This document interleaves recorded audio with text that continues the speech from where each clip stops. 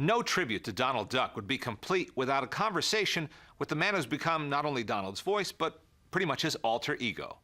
Tony Anselmo, welcome and thanks for being here. It's very good to be here, Leonard. I've never been addressed by Donald Duck before. How about that? How did you come to study animation in the first place, and what led you to working with Jack Hanna?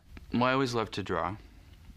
And I would write the animators, Frank Thomas and Ollie Johnson and Jack, about what it took to be a Disney animator. And they would write back very generously with advice. So while I was in high school, I would take night classes in figure drawing and acting. And when I was 16, I had my portfolio together, and I came down and met with Ollie and Jack Hanna. And they looked at it and said, well, we'll send you to Cal Arts, which is where I went. Jack, who was the director of the Donald Duck unit under Walt, who also was an animator of Donald and a story guy before that, directed the animation program at California Institute of the Arts. Specifically the character animation program, Correct. right? Disney character animation. And so I went there for 3 years. There was a whole generation, it seems, of animation lovers, animation buffs, who wound up attending California Institute of the Arts. And around that time, I think a new breed of animator was hatched, if you will, at that school. Am I right? Yeah, and it was a very small group of us. At that time, I remembered telling people I wanted to be an animator, and they didn't know what that was. Now everybody wants to be an animator.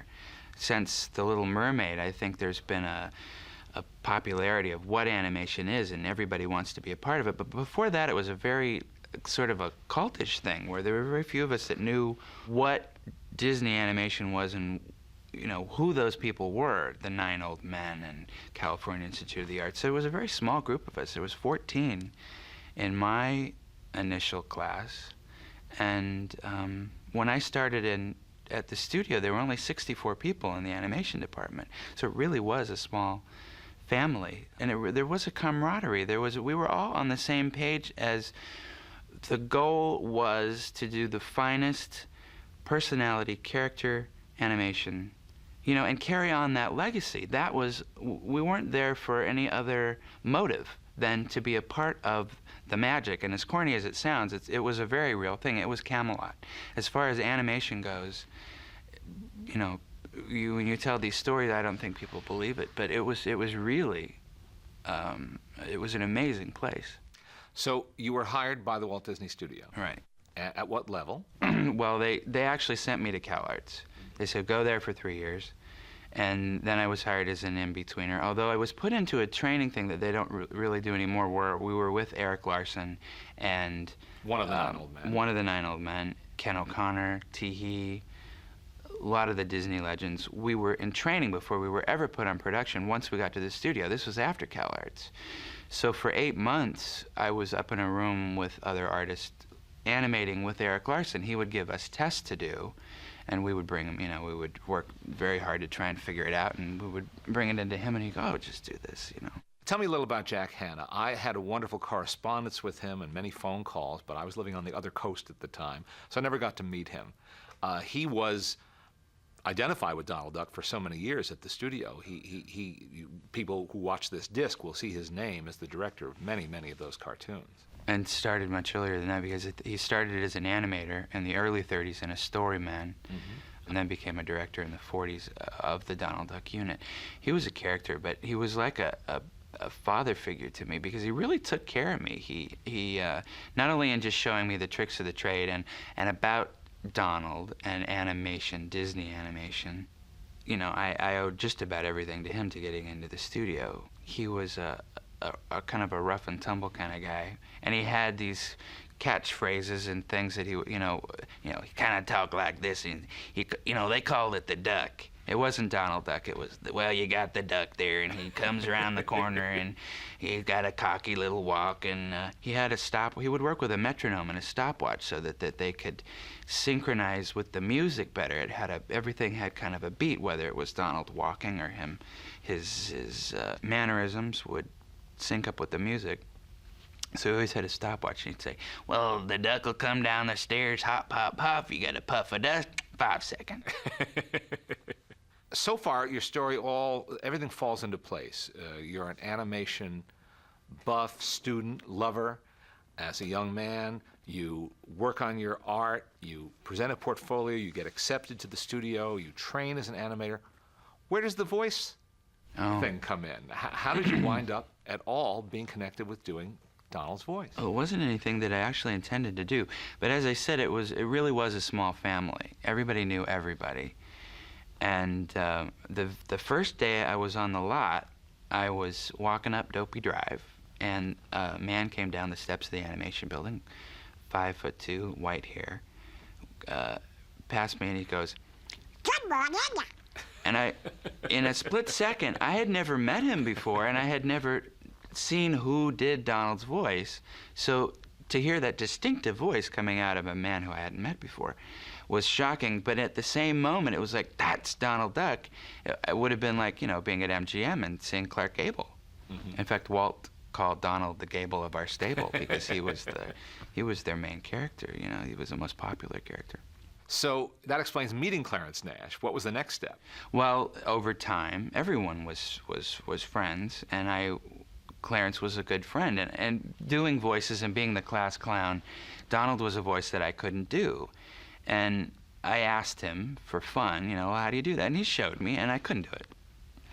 But I would practice from time to time, and any voice person will tell you the best place to practice is in the car or in the shower. And one day it kind of clicked in, and I thought, I think that I did it. Was it the car or the shower? The car. Okay, just checking. Yeah, it was the car. So I went, the next time I saw Clarence, I said, is this it? And he goes, yeah, that's it. But it was just the sound, and there's much more to it, how to enunciate as much as possible. There are certain words you use, certain words you try not to use, or you use something that means the same thing to try and, because... What would be a tough word for Donald, for instance? Well, it's funny. Sometimes big words like... Anti-disestablishmentarianism. ...is a long, big word, or... Supercalifragilisticexpialidocious. ...is pretty clear. But short words with R's or soft consonants like rules, it won't come out. Yeah. Now, did Clarence ever... and Ducky was his nickname, right? Right. Yeah. Did he ever say anything to you about maybe picking up the baton, taking up where he left off? Not for some time, and I figured he'd be around forever, as I thought they all would. And it wasn't until really he was supposed to do the Rose Parade. In his 50th year, I think Ducky got the attention and the acclaim that he had, I think, always deserved. To celebrate Donald's 50th birthday, he put his hand and footprints in the Chinese Theater. He was on The Tonight Show, the Academy Awards, and he was supposed to do the Rose Parade. And I didn't know that he was sick. He had gotten leukemia. And I went to the Rose Parade, and he wasn't in the car. And Margie Nash called and said that he was in the hospital. So I went to the hospital to visit, and he told me, and he said, and you're going to do this. And it all came at the same time, and I was like, I thought, you're dying, and you want me to do that? No, I don't want you to die, and no, I want you to do this. And how long did he live after that? Not long. But the odd thing about it was, for a period of about 6 months before that, I thought it was just because we were friends, and he thought it was fun. He would come in my room in the animation building when I was drawing, and he would say, try this, or what would you do if Donald had to be in this situation, what would you say? Or, say this. And I would go, okay, and I thought it was fun. I really didn't think he was spending the time, I felt like he had taken me under his wing, to use a corny phrase, but I didn't know why he was spending so much time with me. And it wasn't until he was ill in the hospital and he told me that it was like, oh. So I'm very protective of it now.